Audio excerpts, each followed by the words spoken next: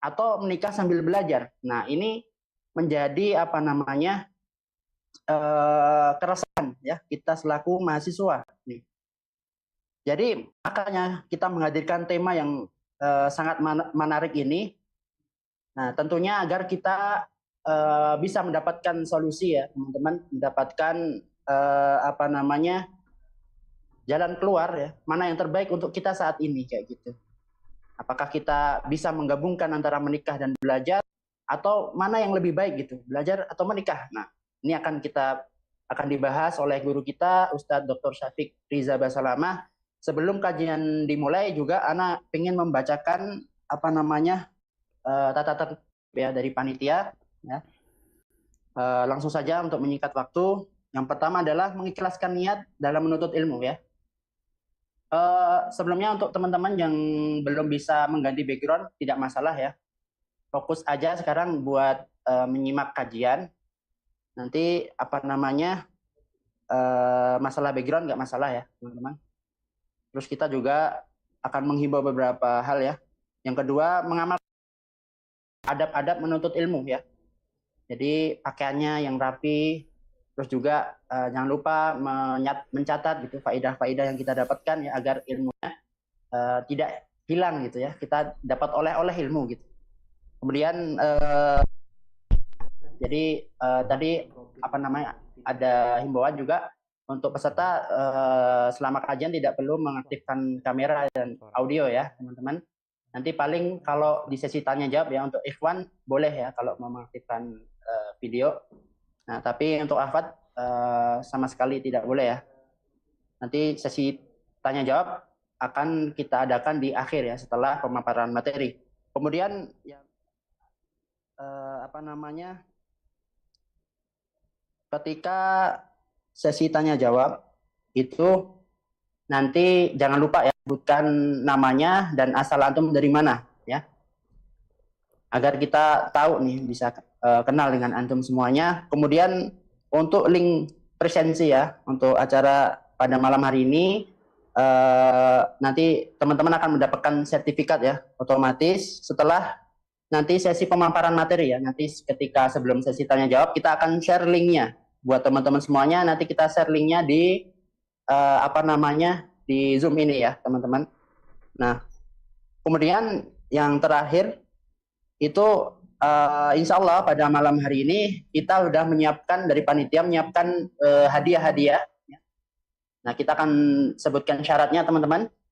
Jadi syaratnya yang pertama apa namanya antum membuat resume ya, resume kajian ini, faidah-faidah yang bisa antum dapatkan di sini dalam bentuk postingan teman-teman. Postingan nanti antum share sebagai story juga.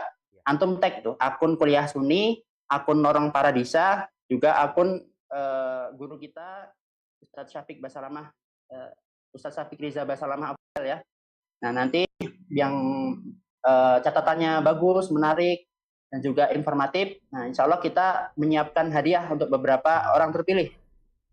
Kita juga menyiapkan hadiah ketika nanti guru kita Ustadz Syafiq memberikan pertanyaan kepada antum dan ada antum yang bisa menjawab. Insya Allah kita juga siap memberikan hadiah ya. Tapi jangan lupa untuk menyebutkan nama antum, asalnya dari mana. Nanti kalau udah selesai acara bisa menghubungi kami ya. Kemudian apa namanya? Jangan lupa juga untuk apa namanya menjaga ketenangan nih ketika acara ini. Jangan mengaktifkan mic, jangan memainkan layar apa namanya kayak tadi ya, papan share screen kayak tadi. Nah jangan ya. Kita pokoknya fokus aja kajian ya. Kita menuntut ilmu, kita mendapatkan ilmu dari guru kita. Kemudian sebelum acara dimulai, insya Allah nanti juga kita akan dibantu juga oleh Ustadz Kamaluddin Mundir untuk membacakan ayat apabila nanti Ustadz Syafiq apa namanya ingin dari kita untuk membacakan ayat dan terjemahannya. Langsung saja ya sebelum acara dimulai kita pengen menyapa guru kita Ustadz Dr. Syafiq Riza Basalamah. Assalamualaikum warahmatullahi wabarakatuh Ustadz. Waalaikumsalam warahmatullahi wabarakatuh. Ahlan wa sahlan, barakallahu fikum. Naam. apakah sudah terhubung dengan Iya. studio Lorong Paradisa? Suara Anda tidak terdengar? Assalamualaikum warahmatullahi wabarakatuh, Ustaz. Waalaikumsalam warahmatullah. Mungkin suaranya belum masuk ya? Udah? Oh ya, taib. Taib, kaifalukum ya Ustazi? Alhamdulillah, as'adallahu lailatak. As'adallahu Ya, lailatak. taib. Alhamdulillah. Mungkin nanti ya, untuk peserta yang mungkin mengeluhkan ya suaranya belum jelas, insya Allah nanti akan dihandle oleh tim dari Lorong Paradisa. Langsung saja kita ke acara inti yang kita tunggu-tunggu bersama, acara kajian online bersama Dr. Syafiq Riza Basalamah. Kepada beliau waktu dan tempat kami persilahkan. Alhamdulillah. Alladzi bi ni'matihi tatimmu shalihat. Segala puji bagi Allah Jalla Jalaluh, yang karena nikmatnya kebaikan-kebaikan menjadi sempurna. Allahumma salli wa sallim ala abdika wa rasulika Sayyidina wa maulana Muhammadin wa ala alihi wa ashabihi ajma'in, amma ba'd. Jamaah rahimakumullah, waktu kita tidak banyak ya, maka Anda akan langsung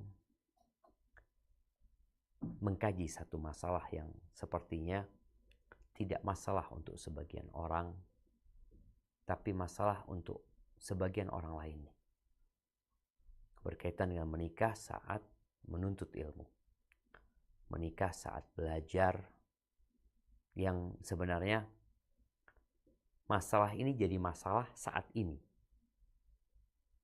atau enggak juga. Dulu ya, orang tua kita ya dia lulus SD, kerja, nikah. Lulus SMP atau nggak lulus SMP, nikah. Ada yang SMA nggak lulus, nikah. Tapi fenomena di masa sekarang ini, S1, S2, S3 juga belum nikah.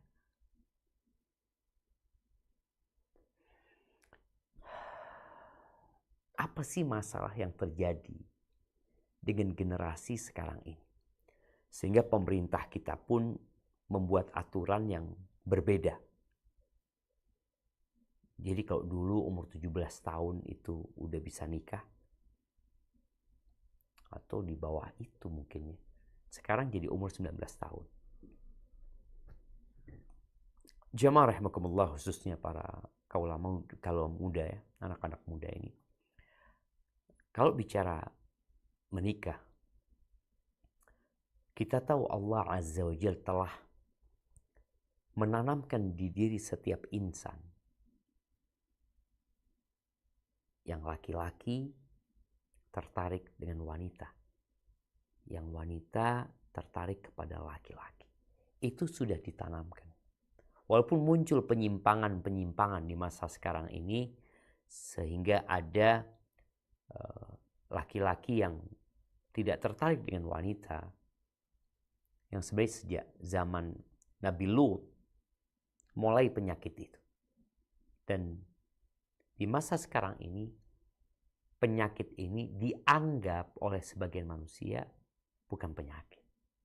Penyimpangan ini dianggap wajar. Kenapa? Tadi ada banyak masalah yang memang harus kita hadapin, ya tentunya dengan pertolongan Allah semua akan jadi mudah. Dan ketahuilah bahwa tiada fitnah yang lebih besar bagi kaum laki-laki daripada wanita. Ini konsep buat orang yang tahu akan hakikat kehidupan. Kita beda dengan binatang. Apa bedanya kita sama sapi? Apa bedanya kita sama ayam? Sapi ketika dia hidup di alam liar sana, ya kapan dia mau kawin, dia kawin. Kita lihat dalam kehidupan binatang, kapan dia ingin melampiaskan nafsu birahinya ya ketemu di jalan, ketemu di pojokan, ketemu di mana, dia lampiaskan. Kucing lah yang kita mungkin familiar dengan binatang ini ada di sekitar kita. Kadang-kadang terjadi keributan antara satu laki dengan laki lainnya gara-gara wanita. Ketemu wanita di bawah kolong mobil, ya dia garap, dia di sana. Ayam pun seperti itu. Mereka nggak kenal aturan. Tapi manusia diciptakan. Allah kasih akal. Dan Allah kasih petunjuk. Yang dengan akalnya dia dapat memahami petunjuk itu. Tapi ada orang yang tidak menggunakan akalnya. Sehingga tidak mengikuti petunjuk. Ada orang yang tidak menggunakan telinganya ketika dikasih nasihat, dikasih arahan. Ada orang yang tidak menggunakan pandangan matanya. Sehingga Allah Azza wa Jalla mengatakan tentang kelompok manusia ini, ulaika kal an'am balhum adall. Mereka seperti binatang ternak. Bahkan mereka lebih tersesat. Ulaika humul ghafilun. Mereka adalah orang-orang yang lalai. Jadi kajian kita ini buat orang-orang yang tidak lalai. Buat orang-orang yang masih mau menggunakan akal sehatnya. Buat kawan-kawan yang masih pandangan matanya waras. Pendengarannya juga masih berfungsi dengan baik. Kata Nabi alaihi salatu wassalam, ma taraktu fitnatan adharra ala rijal minan nisa. Aku tidak meninggalkan sebuah ujian, karena hidup ini ujian. Ada banyak materi ujiannya. Tapi tidak ada materi ujian yang lebih berbahaya, yang lebih berat bagi kaum laki-laki daripada wanita. Jadi wanita menjadi ujian dan laki-laki menjadi ujian buat mereka. Terus, ya, bagaimana dengan nafsu yang telah tertanam di dalam jiwa? Dengan, ya, hasrat birahi yang memang sudah ada sejak dia lahir, dia bawa tuh. Bagaimana dia cara menanggulanginya? Ya menikah.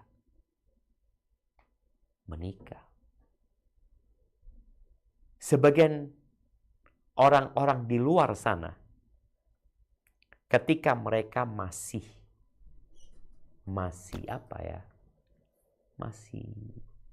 waras. Coba dibaca ya, bagaimana sekolahan tahun 900 ke bawah, 1900 ke bawah. Di Eropa sana.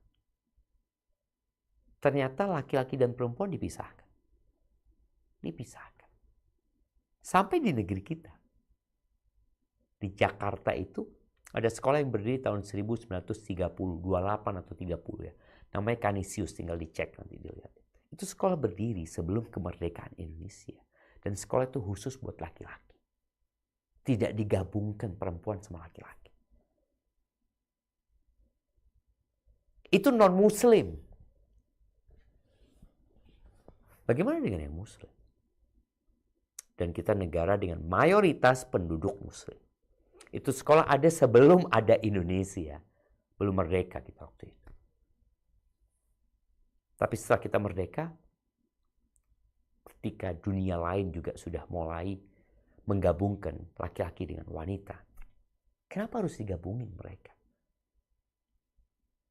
Oh enggak, jadi kalau mereka biasa ketemu ya, nanti enggak ada hasratnya. Kata siapa?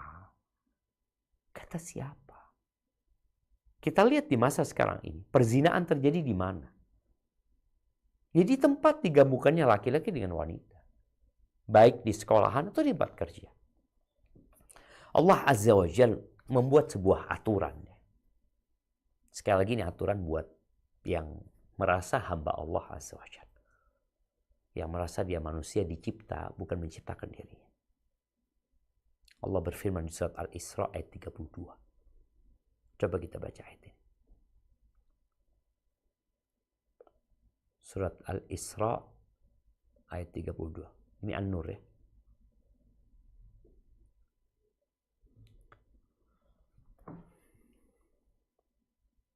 Nah, tafadhal.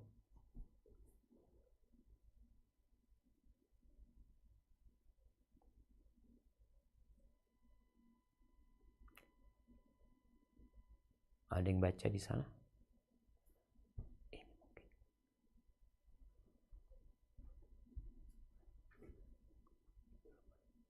Baik, tafadhal.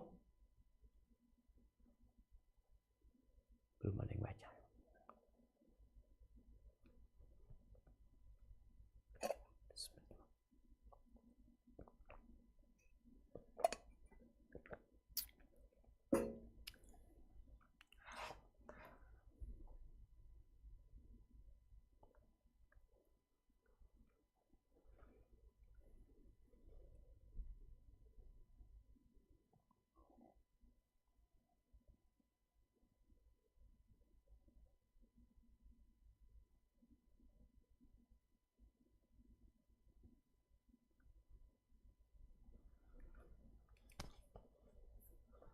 Keji dan satu jalan yang sangat buruk. Barakallahu fikum. Di ayat ini Allah mengatakan wala taqrabuz zina, jangan mendekati zina. Allah cintakan kepada kita wanita, kaum laki-laki, tapi Allah kasih aturan. Engkau jangan mendekati zina. Yaitu menyalurkan nafsu birahinya tanpa ikatan pernikahan. Kenapa? Innahu kana fahisha wa sa'a sabila. Itu perbuatan yang keji dan sangat buruk jalan itu. Jadi seluruh agama kalau kita lihat semua mengharamkan zina. Tapi kenapa sekarang kalau kita lihat banyak orang-orang yang jangan nikah, engkau masih kuliah. Terus ya udah, hubungan aja. Pacaran aja. Silahkan kencan saja. Bahkan orang kerja pun kadang-kadang nggak nikah, kencan aja. Dengan alasan kalau engkau udah pacaran dulu 2 tahun, 3 tahun, 4 tahun sama kuliah, nanti pernikahannya akan lebih panjang gitu loh. Padahal enggak juga. Ingat, semua jalan yang dibenci sama Allah hanya akan membawamu kepada penderitaan. Karena ada orang yang menunda nikah. Enggak, aku mau kuliah, aku mau fokus belajar. Aku baru akan nikah ketika aku punya kerjaan, ketika aku sudah eksis, ketika aku sudah punya rumah, ketika aku sudah punya mobil. Baik, nggak apa-apa. Nggak terlarang, asalkan jangan berzina. Ingat, asalkan jangan berzina. Engkau menunda pernikahan karena ingin menempuh karirmu, boleh-boleh aja. Asalkan jangan berzina. Karena ada orang-orang yang menunda pernikahan karena dianggap pernikahan itu ya merepotkan, nanti kalau punya anak gimana, ini dan itu. Nggak apa-apa, asalkan engkau jaga diri. Jadi nikah ini salah satu kebaikan yang kita diperintahkan. Bahkan kalau bicara fastabiqul khairat, berlomba-lomba dalam kebaikan, nikah masuk dalam berlomba-lomba dalam kebaikan. Makanya Al-Bahuti dalam kitab Hasyatul Raudul Murbi' ya, ketika dia membahas tentang masalah pernikahan, dia mengatakan wa fi'luhu ma'asyahwati afdal min nawafilil ibadah. Dan menikah buat orang yang punya syahwat tadi, untuk menyalurkan syahwatnya, itu lebih afdal dari ibadah-ibadah sunnah. Lebih afdal. Ketika orang punya syahwat, bagaimana dia menyalurkannya di tempat yang halal, yang kata Nabi SAW, fi bud'i ahadikum sadaqah, ketika engkau menyalurkan syahwatmu di tempat yang halal itu, engkau dapat pahala sedekah, bayangin. Dapat pahala sedekah. Kemudian disebutkan oleh beliau listimali ala masalih katsira. Banyak sekali maslahat dari pernikahan. Jadi pernikahan itu bukan sekedar melegalkan hubungan yang haram. Enggak, karena ada orang yang Dia pacaran, dia udah berzina, dia udah kemana-mana sama tuh pacarnya. Bahkan sebelum menikah, na'udzubillah. Kemudian dia menikah, dia dapat buku hijau. Kemudian tatkala dia akad nikah, kemudian dia mengatakan udah sah. Iya memang udah sah secara negara. Tapi kalau kalian pezina yang tidak bertobat, maka boleh jadi ada masalah di pernikahan kalian secara agama. Maka menikahlah sebelum kau terjebak dalam perzinahan. Salurkan syahwatmu di tempat yang halal. Walaupun engkau akan capek dan lelah. Tapi gimana Ustaz? Anda kalau sudah punya istri, Anda harus memberikan nafkah ini dan itu. Ada banyak maslahat. Dan ada jaminan serta garansi dari pencipta langit dan bumi. Kembali kepada ucapan Bahuti ketika dia mengatakan maslahatnya banyak loh pernikahan itu. Dibandingkan dengan ibadah-ibadah sunnah ya. Seperti tahsin farjihi, farji saujati. Dia menjaga kehormatan dirinya, memuaskan nafsunya dan nafsu istrinya. Tersalurkan. Wal qiyam biha, ngurusin istrinya. Yang awalnya dia nggak punya tanggung jawab, yang awalnya dia mau main-main, mau nongkrong-nongkrong. Sekarang enggak. Dia punya tanggung jawab, ngurusin istrinya. Wa tahsilin nasl, dia punya anak keturunan yang merupakan salah satu usaha memperbanyak umatnya Nabi Muhammad SAW. Dan kita bisa membuat Nabi SAW gembira karena beliau ingin umatnya banyak sekali. Berapa anak yang antum sumbangkan kepada umat Nabi SAW? Terus gimana kalau dia nggak mampu? Kalau bicara mau sih mau aja Ustadz nikah, tapi nggak mampu. Ya, kalau nggak mampu ya jangan nikah. Loh, tapi gimana menyalurkan syahwat ini? Ada solusi. Puasa. Nabi SAW mengatakan, ya ma'syarasy syabab, man istata'a minkumul ba'a falyatazawwaj. Wahai kaula muda, siapa yang punya kemampuan hendaklah dia menikah. Ini bicara kemampuan ya kemampuan secara menyeluruh ya. Kemampuan secara finansial, kemampuan secara fisik, kemampuan secara mental.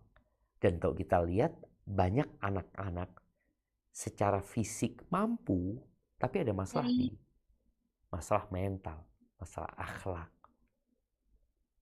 Akhirnya dia jadi manusia yang tidak bertanggung jawab kepada istri. Berarti engkau jangan nikah. Ini tanggung jawab. Jadi bukan bicara kesenangan aja, bukan bicara menyalurkan syahwat. Ada tanggung jawab. Bahkan Allah mengatakan tentang pernikahan, wa akhadna minkum mitsaqan ghalidha. Dan perempuan-perempuan itu telah mengambil dari kalian perjanjian yang berat sekali.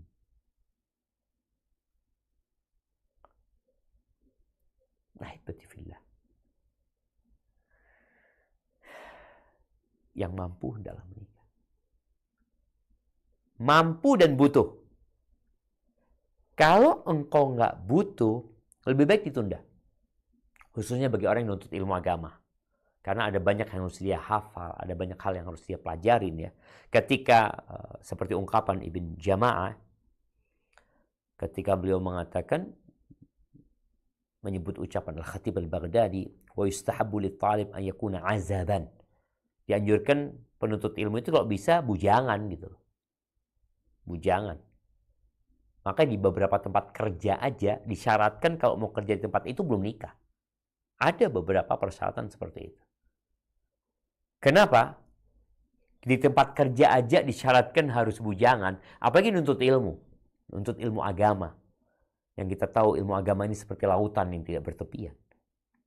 Li'alla yaqta'ahu al-ishtighal bihuquqi az-zawjiyyah wa talabil ma'isha an ikmalit talab. Karena supaya dia nggak putus belajarnya, nggak putus nuntut ilmunya disebabkan dia punya kewajiban fardu ain buat dia umpamanya untuk memenuhi hak-hak istrinya, untuk memberikan nafkah kepada istrinya. Akhirnya dia nggak bisa menyelesaikan menuntut ilmunya karena harus sibuk dengan urusan istri. Bahkan Sufyan Tsauri mengatakan man tazawwaja faqad raqibal bahr.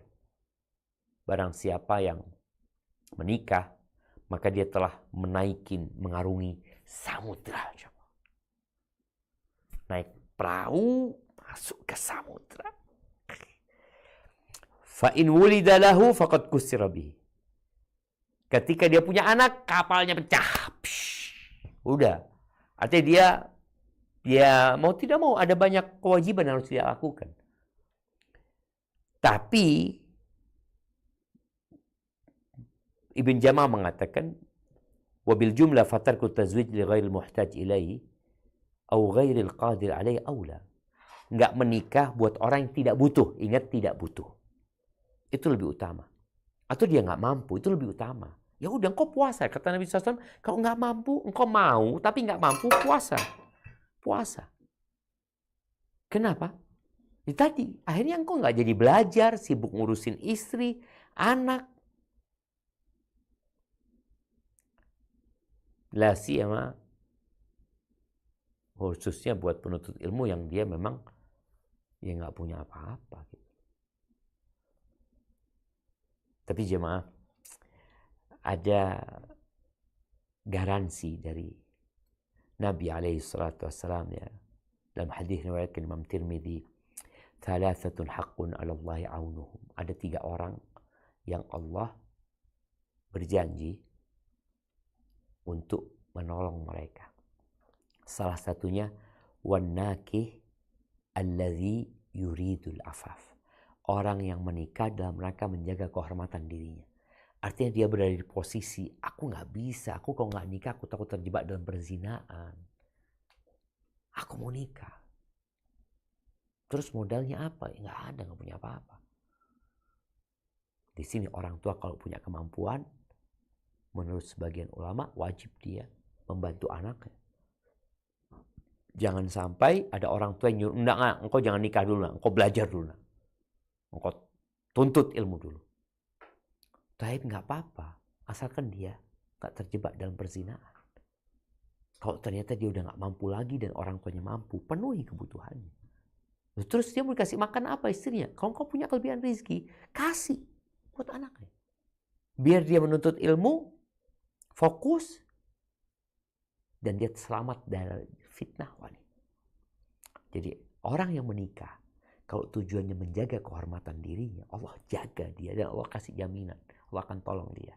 Bukan yang kita lihat di negeri kita ya, di beberapa daerah itu ada banyak pernikahan dini, anak SMA menikah, lulus SMA menikah, yang hampir kebanyakan dari mereka itu alasan pernikahannya, ini menurut data di beberapa, mungkin bisa dicek ya sekarang, di beberapa kota itu, masalahnya mereka udah berzina.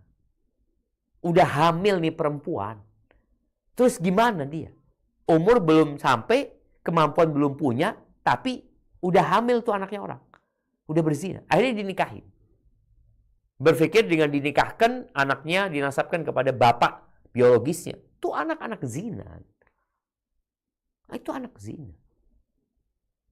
Tapi seorang yang menikah dalam rangka menjaga kehormatan diri, dan benar ya, bukan karena engkau, istilah orang dulu, sudah tabrakan dulu ya, sudah kecelakaan kata orang dulu, terus nikah. Gimana orang kecelakaan menikah? Seharusnya bertobat, bukan menikah, bertobat. Di surat An-Nur ayat 32, apa kata Allah Azza wa Jalla? Nah,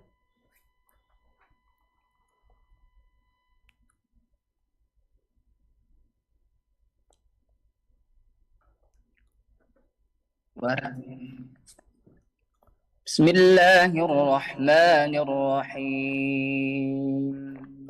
Wa ankihul ayama minkum was-salihin min ibadikum wa imaikum in yakunu fuqara yughnihimullahu min fadlih wallahu wasi'un alim. Dan nikahkanlah orang-orang yang masih membujang di antara kamu, dan juga orang-orang yang layak menikah dari hamba-hamba sahayamu, yang laki-laki dan perempuan. Jika mereka miskin, Allah akan memberi kemampuan kepada mereka dengan karunia-Nya. Dan Allah Maha luas pemberiannya, lagi Maha mengetahui. Barakallahu fikum. Subhanallah jemaah. Tuh Allah perintahkan agar kita menikahkan yang nggak punya. Yang jomblo-jomblo ini usahakanlah mereka dinikahkan. Gimana kalau mereka miskin, mereka nggak mampu? Allah akan kasih kecukupan buat mereka. Tapi tadi syaratnya, niatnya benar. Engkau hendak mengabdi kepada Allah, menyempurnakan agamamu. Memilih pasangan hidup yang soleh, soleha, bukan sekedar cantik. Karena kalau engkau sekedar memilih wanita yang cantik, atau wanita memilih suami yang ganteng, nggak ada jaminan engkau akan disempurnakan agamanya.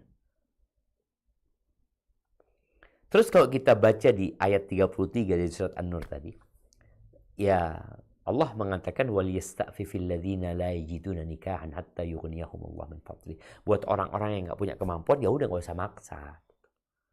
Nggak usah maksa.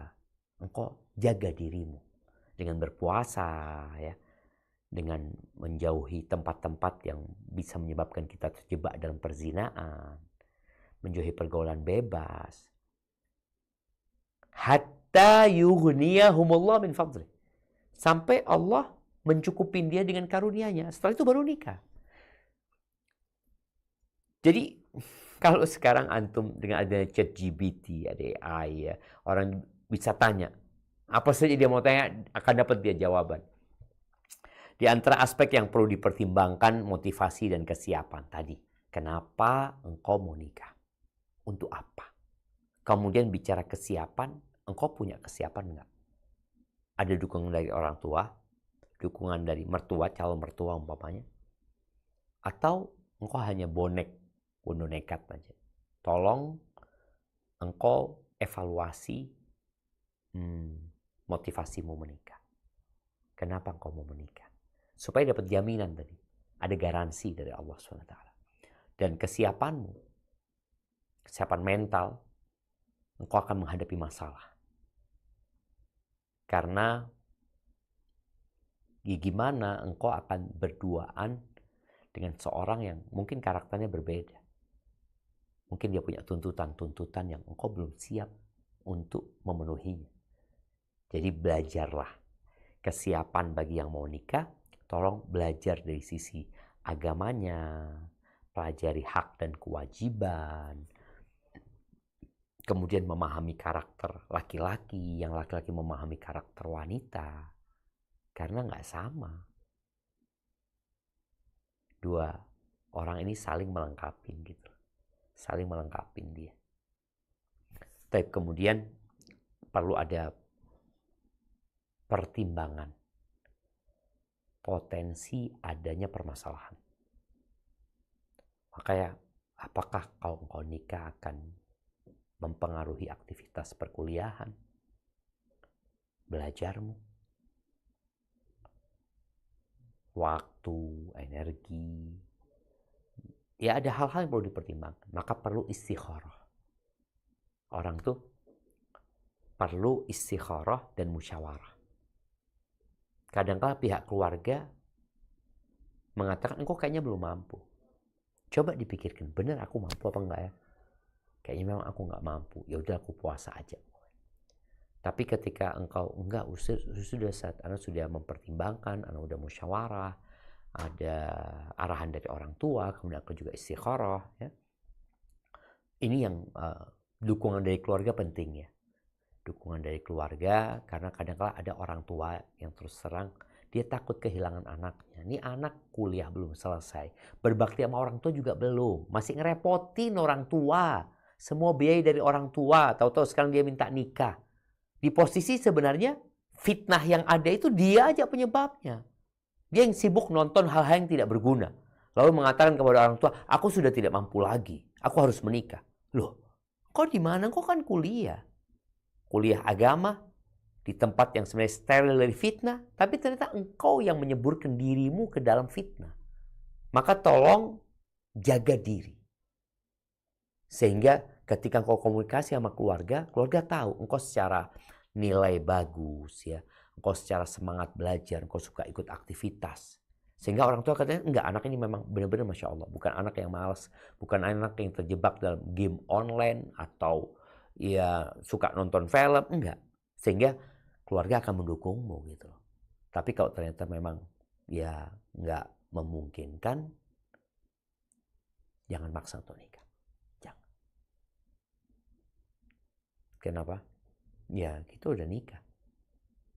Ketika anak S3 di Medina, anak punya anak 4. Ketika anak mau menyelesaikan disertasi, udah nggak mampu.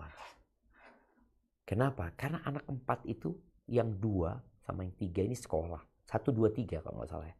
Anak harus ngantar sekolah, emaknya juga sekolah. Ya. Kita nggak punya pembantu. Akhirnya anak ngomong, kalau seperti ini terus, nggak selesai anak punya disertasi. Akhirnya di akhir tahun, anak pulangkan keluarga. Anak minta maaf sama istri anak minta maaf sama mertua. Anak juga minta keridhaan mereka. Anak menyelesaikan kuliah anak. Karena kalau anak nggak bisa sudah. Anak merasa anak nggak mampu. Akhirnya alhamdulillah pihak keluarga mau anak pulangkan ke Indonesia setahun itu. Akhirnya anak fokus. Ya tadi ketika kita nggak punya tanggungan, akhirnya kita bisa fokus. Alhamdulillah Allah kasih taufik dan Allah mudahkan. Jadi ingat, dari satu orang ke orang lain berbeda-beda. Jangan pernah membandingkan dirimu dengan fulan. Jangan. Engkau adalah dirimu. Engkau punya kemampuan yang mungkin kemampuanmu nggak sama dengan kemampuan fulan. Fulan sukses karena dia punya kemampuan dan tentunya semua dengan taufik dari Allah ya. Engkau belum tentu.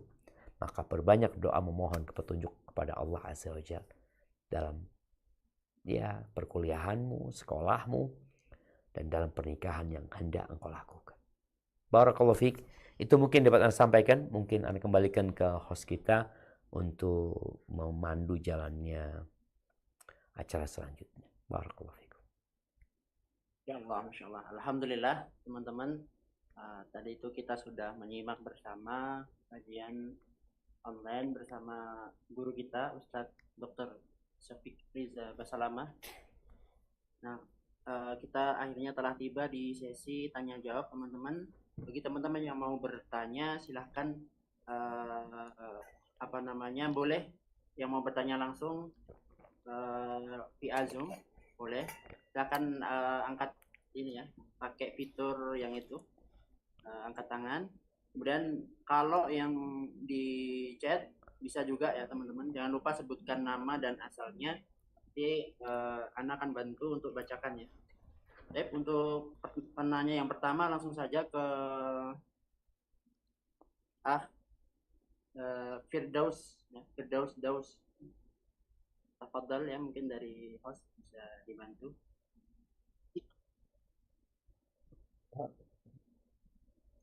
Tafadhal Firdaus. Assalamualaikum warahmatullahi wabarakatuh. Jazakumullah khairan ala Waalaikumsalam warahmatullahi wabarakatuh. Assalamualaikum ya Ustaz. Ana talibukum Ustaz fi kuliah Imam Syafi'i Ustaz. Ahlan wa sahlan. Tafadhal habibi. Qabla ila zalika taslihan li wa tafhiman lakum antikum nasiatan Ustaz. Naam. Ustaz, ana mohon nasihat dan pencerahan serta masukan dari antum Ustaz.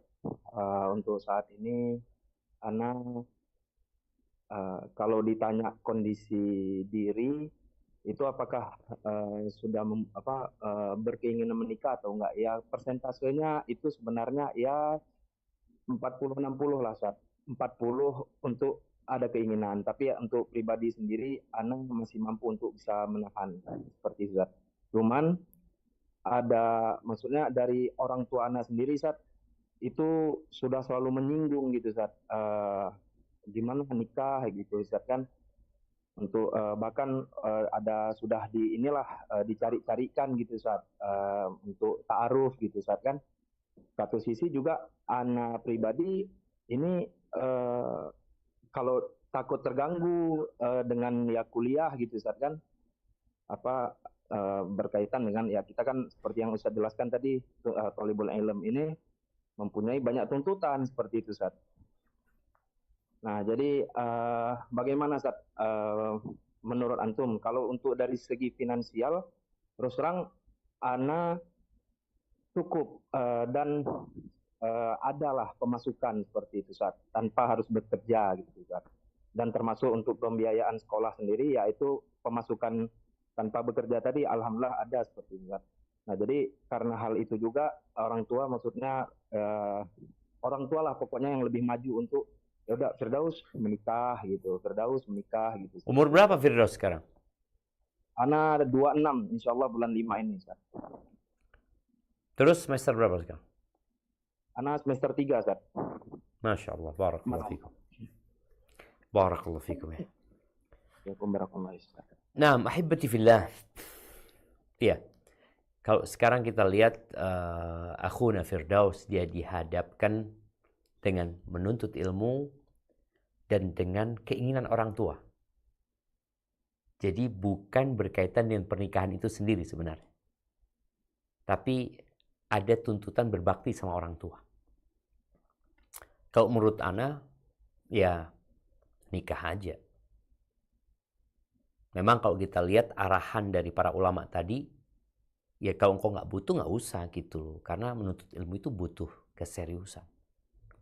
Namun kalau Firdaus tadi mau menikah, dan alhamdulillah secara finansial cukup, yang artinya dia akan tetap bisa fokus belajar tanpa harus memikirkan pekerjaan mencari nafkah, tapi mungkin hak-hak istri yang harus dia pikirkan. Maka ketika engkau memutuskan menikah, nikahlah, tapi boleh jadi engkau ngomong sama orang tua, aku mau nikah, tapi ya cari wanita yang soleha, yang siap menerima kondisiku. Cari wanita yang dia tidak berpikir untuk happy-happy bersamamu. Karena ada perempuan yang nikah kepinginnya jalan-jalan, kepingin rekreasi, sedangkan engkau berpikir, aku mau fokus nuntut ilmu gitu. Maka carilah wanita yang mau menerima kondisimu. Karena jangan sampai engkau yang sudah serius menuntut ilmu dapat istri yang maunya ya bersenang-senang. Maka sampaikan kepada calon mertua nantinya, kalau tadi sudah mungkin dicari-carikan, sampaikan kondisiku, aku mau serius menuntut ilmu. Aku mau menikah dalam rangka engkau membantuku. Membantuku untuk murajaah nantinya, membantuku untuk lebih fokus belajar, bahkan mungkin ketika ada kewajiban-kewajiban bisa diajak sharing istrinya. Maka carilah istri yang siap menerima kondisimu dan mendukungmu untuk terus menuntut ilmu. Bicara anak mungkin bisa ditunda, sampaikan kayaknya jangan dulu ya. Soalnya kalau aku punya anak dalam kondisi aku mau serius, ada banyak matan yang harus aku hafal, ada banyak juz dalam Al-Quran yang harus aku selesaikan. Aku takut itu mengganggu, maka nggak ada masalah yang seperti itu. Jadi engkau dihadapkan bukan kepada pernikahan sebenarnya, tapi kepada kuliah dan berbakti sama orang tua. Engkau dengan umur 26, Anda rasa nggak ada masalah insya Allah. Semoga Allah kasih barakah buat engkau. Barakallahu fikum.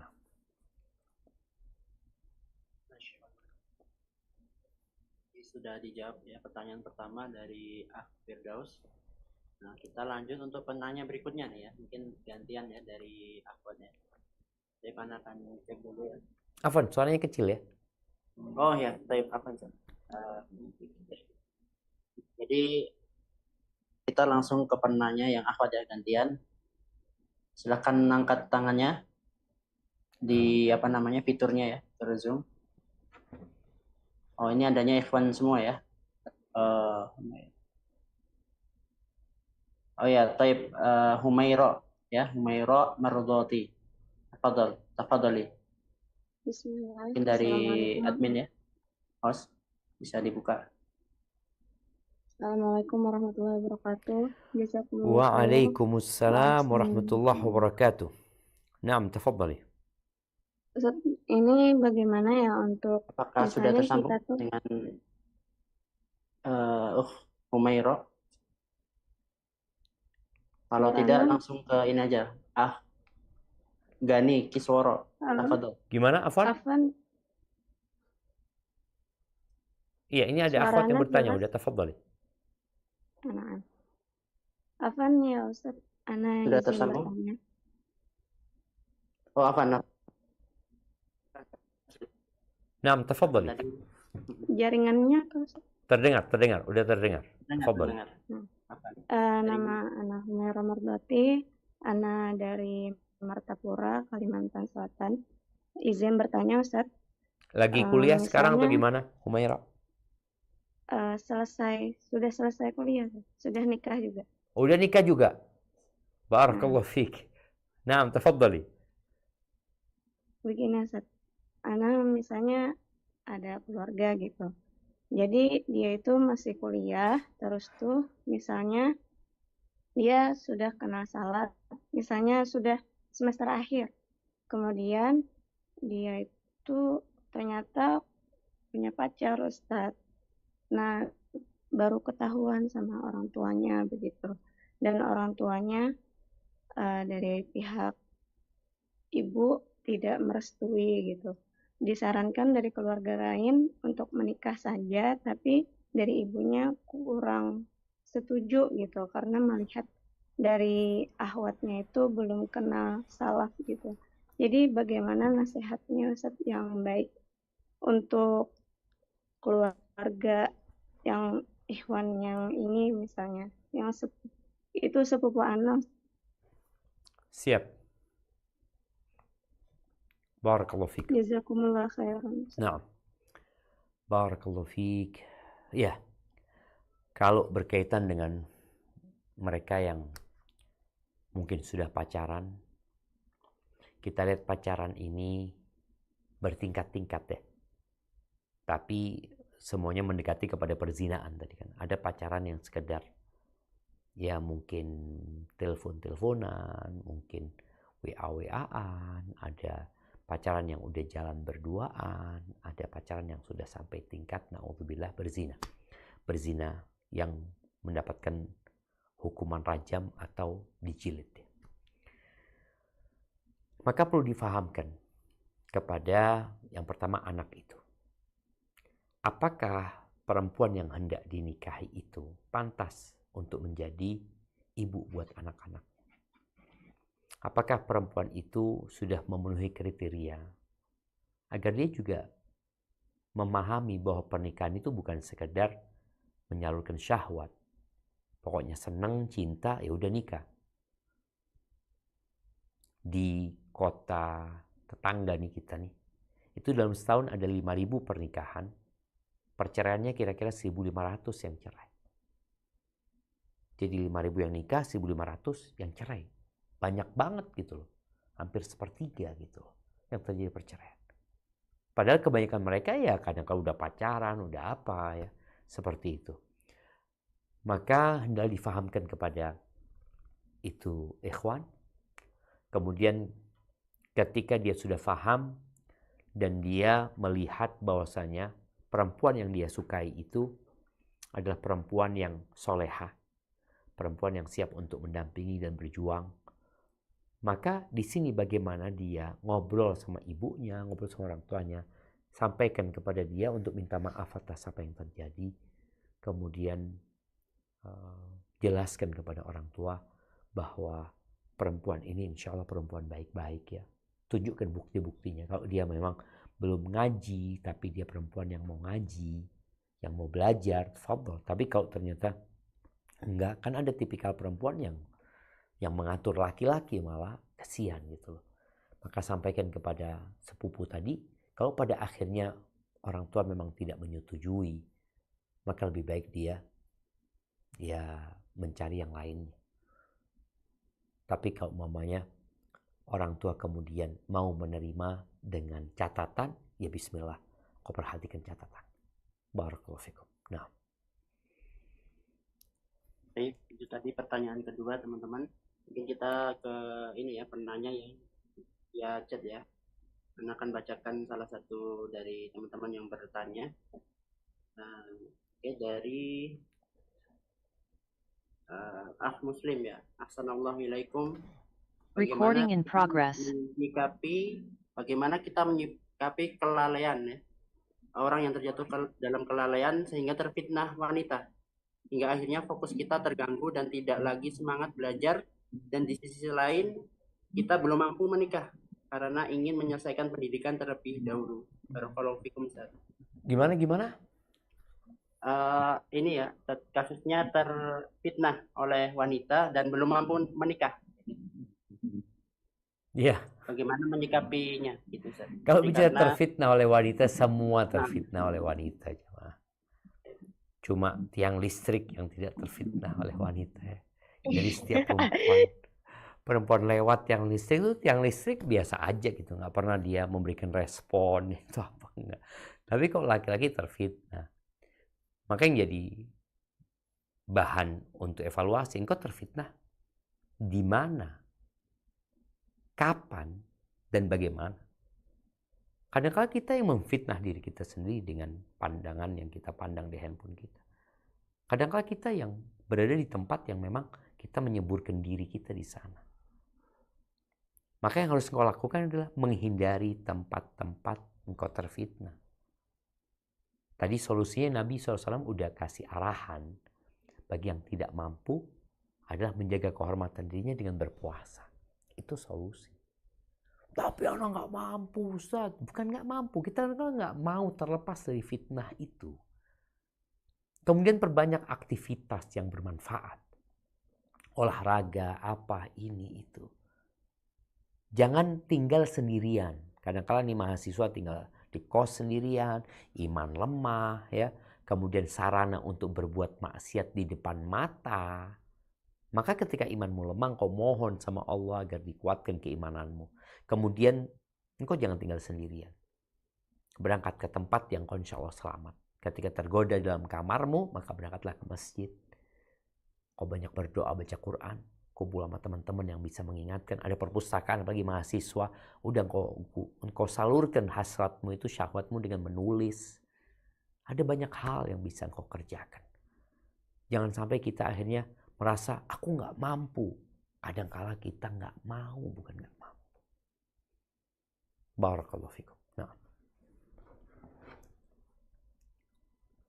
itu tadi pertanyaan ketiga ya teman-teman. Mungkin kita kembali ke penanya yang di via Zoom. Langsung saja ke Nurul Fitra. Nurul Fitra, silakan. Ya, syukran. Bismillah. Izin bertanya Ustadz. Jadi saya sekarang tuh berkeinginan untuk lanjut S2 ke luar negeri. Tapi orang tua memberikan syarat jika ingin berkuliah ke luar negeri harus nikah dulu nih Ustadz. Masalahnya Ustadz, saya tuh punya prinsip bahwasanya gak mau nikah sebelum nuntasin S2 saya dulu. Karena saya pengen ketika saya menikah, saya tuh udah fokus sama suami, gak fokus lagi sama dosen, sama tugas-tugas di kampus, dan lain-lain. Makanya ada perdebatan kecil sama orang tua. Kayak orang tua maunya kalau mau pergi jauh tuh harus punya suami dulu. Tapi saya ngerasa bahwasanya saya pengen menikah itu dalam keadaan benar-benar siap, fokus bakti sama suami.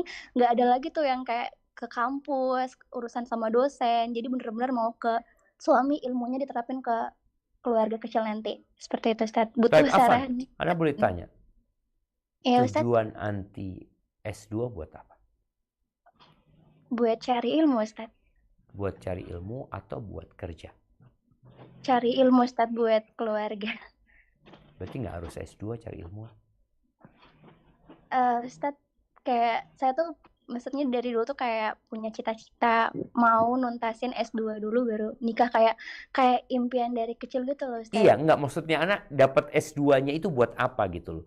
Karena kalau bicara nuntut ilmu kan nggak perlu gelar ya, lah S2, S3 gitu loh. Nanti sebenarnya gelar S2 itu buat apa? Sebenarnya sih Ustaz, di samping mau dapat ilmunya juga, ada keinginan buat kerja, tapi kalau diizinin sama suami, tapi kalau nggak diizinin ya nggak bakal. Ya kan, berarti ada udang di balik batu. Iya, Ustaz. Anti punya keinginan sesuatu. Siap, insya Allah. Anak akan kasih arahan ya. Barakallahu fiik. Yang pertama, nggak bertentangan. Kalau tadi tujuan anti adalah ketika kuliah, anti kepingin fokus dengan belajar. Tapi yang jadi masalah anti mau pergi jauh. Yang orang tua mengkhawatirkan kondisi putrinya. Dan dia tahu putrinya pada akhirnya akan menjadi istri seseorang. Putrinya boleh jadi akan menjadi ibu. Ketika anti menunda pernikahan, ya akan bermasalah dengan kesuburan seorang wanita. Seorang wanita ketika tambah umur, dia tambah tingkat kesuburannya ya semakin berkurang ya. Ketika dia mau ambil S2, nanti boleh jadi kepingin ambil S3 ya. Karena ada syahwat di sana juga sebenarnya. Maka nasihat ana, orang tua mendukung anti untuk belajar tapi dengan syarat, berarti anti berbaktilah sama orang tua. Gak ada masalah ketika suami anti mendukung anti juga nantinya.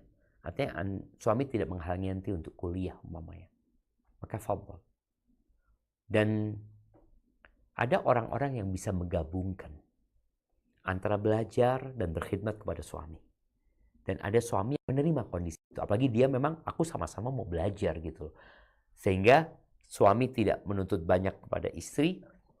Istri juga tidak terbebani banyak berkaitan dengan hak suami. Karena suami juga belajar. Maka insya Allah orang tua anti tetap diperbolehkan untuk ambil S2. Tapi sudah ada yang memiliki keinginan orang tua yang sebenarnya orang tua tetap menghargai keinginan anti. Insya Allah win-win solutionnya. Barakallahu fiik. Amin, amin. Semoga teman-teman semuanya dimudahkan ya untuk menjemput jodohnya ya. Nah, mungkin satu pertanyaan terakhir ya. Mungkin sebelum kita tutup acara ya. Kita dari peserta Zoom aja ya, online. Langsung ke Gani Kisworo ya. Tafadhal. Suara Ana terdengar? Waalaikumsalam warahmatullahi wabarakatuh. Naam, tafadhal. Assalamualaikum Ustaz. Izin Ana perkenalkan diri Ana. Nama Ana Gani Kisworo, Ana dari Sulawesi Utara, terkhusus di kota Mobagu namanya. Ana punya satu soal dan satu nasihat Ustaz. Yang pertama untuk nasihat, Ana masih mahasiswa juga Ustaz. Kebetulan juga di STI masih mengambil idat juga Ustaz.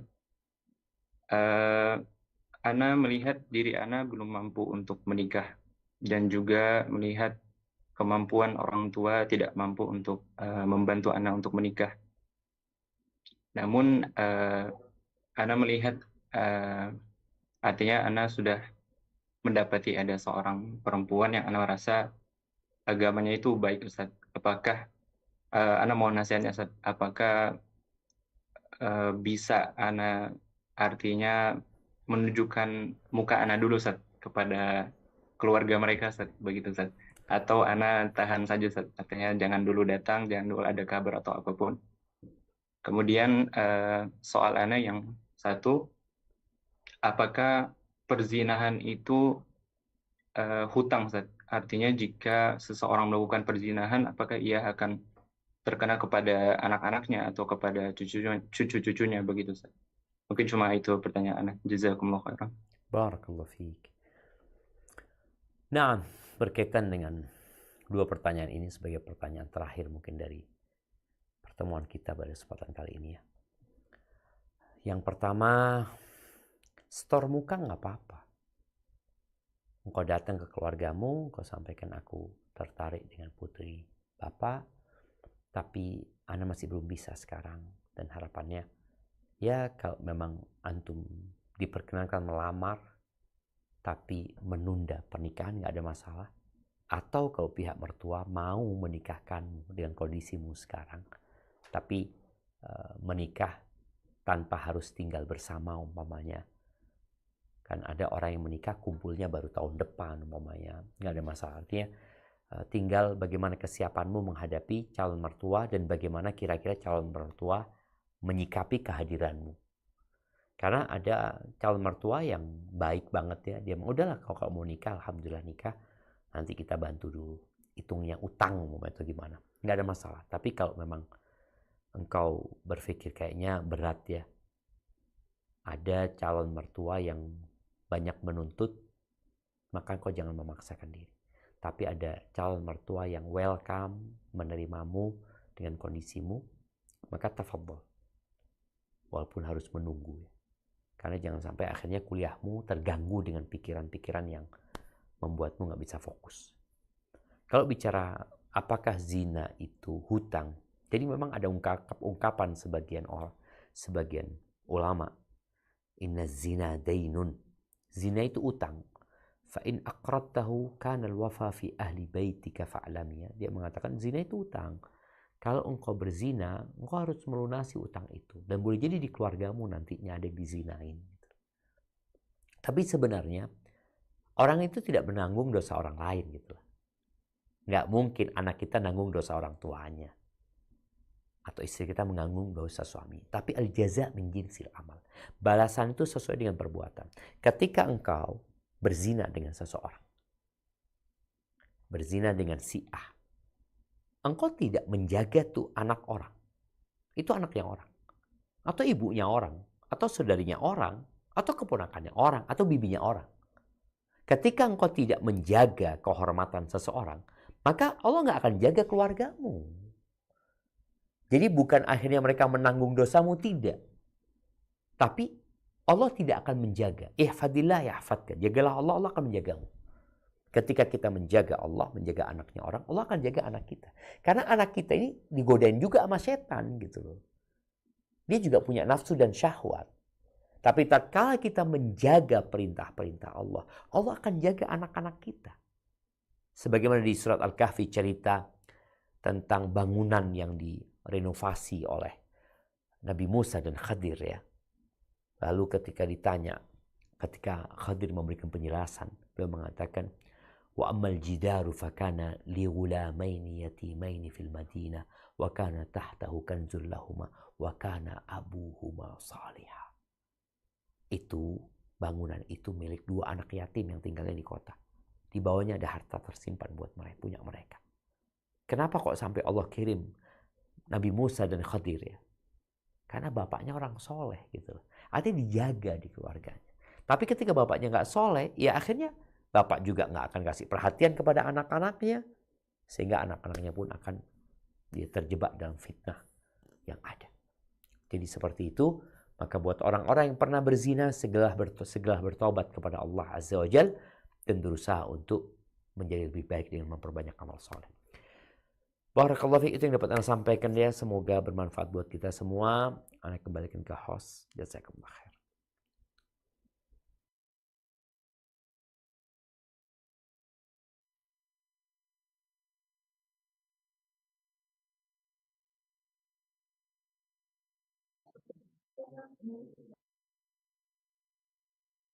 As-saud biru masmu. Kajian kali ini, nah maka apa namanya? Oh ya teman-teman, Ana ada yang terlupa ya. Ini ya, share link apa namanya? Share link absensi ya teman-teman. Oke, akan Ana share. Nanti Ana tutup, tapi nanti Ana akan beri kesempatan buat teman-teman untuk mengisi absensi terlebih dahulu. Nah teman-teman semuanya, untuk yang kuis tadi ya, bukan kuis teman-teman, apa namanya, hadiah ya teman-teman tadi.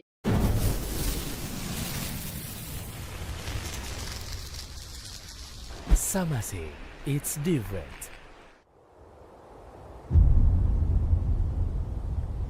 Klik tombol berikut untuk mendapatkan update ilmu yang